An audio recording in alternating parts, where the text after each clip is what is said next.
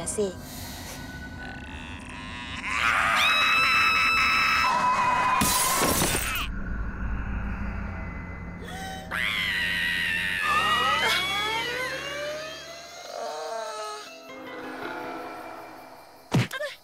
Kan aku dah cakap, lain kali pakai tali pinggang keledar kat belakang.